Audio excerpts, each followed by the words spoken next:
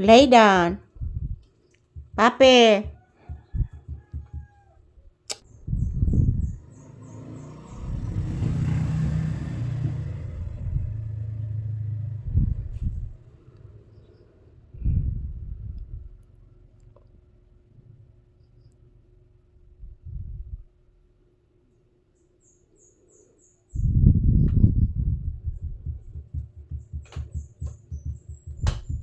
Yeah.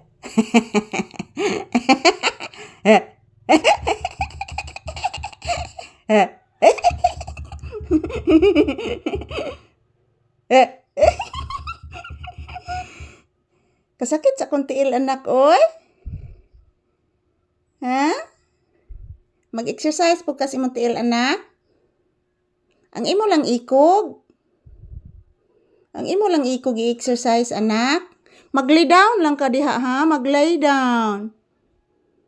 Mag-lay down lang si Bibi Papi din, ha? Sakit bitaw kay kung tiil, anak. Karidridapit, anak, oh. Sakit kayo, anak. Ambot, anak, anong sakit ni anak, oy?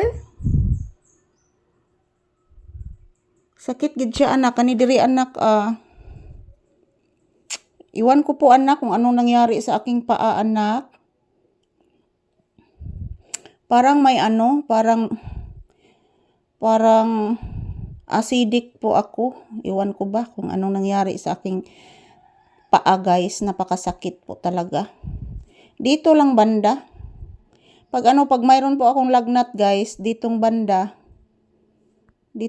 mga palangga, masakit. Pag mayroon po akong lagnat.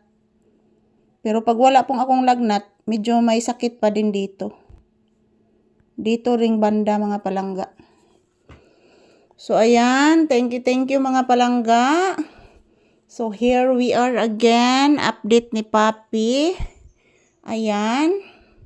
Nandyan lang siya nakahiga sa simento, guys. Sa sahig. Ayan. Malinis naman po dyan kasi araw-araw ko pong winawalisan, guys. Yung hinihigaan ni Papi, mga palangga. Araw-araw ko po yung nilinisan. So, ayan. Komportable naman po si Papi dyan, guys. Yan. Nagbabantay po siya sa may pinto, mga palangga. Yan. Pintuan yan. Pag mayroong tao dyan sa labas, makikita niya agad. Yan po ang trabaho ni Papi dito minsan. Pag wala po siya sa kwarto, guys, nandito po siya sa labas. Nandito po siya sa may sala namin. At yan, yung pintuan na yan, kitang-kita po niya pag mayroong dumadating na tao. Ayan, tingnan niyo po si Papi, oh. Tingnan niyo po si Papi. Kabihib sa akong anak, oy. Kabihib sa akong anak, Papi, oy. Ganong bihib man na akong anak. Ha? Anong bihib na si Papi? Isulti ni Mama Lisa, Bing, anong bihib si bata, Bi?